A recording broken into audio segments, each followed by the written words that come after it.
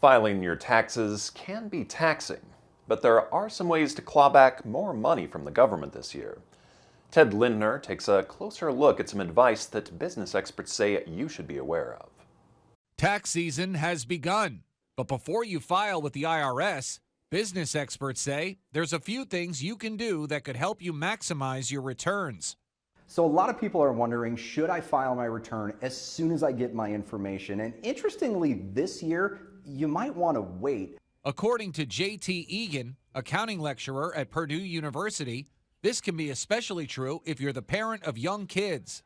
Currently, Congress is considering some what we call extenders. And if these extenders pass, it may impact things like the child tax credit. On Wednesday, the House approved a bill to extend the child tax credit. It now heads to the Senate, but if approved, it could make it easier for more families to qualify, as well as increase the value per child and adjust the credit to match inflation in the future. Advocates say it could help combat child poverty.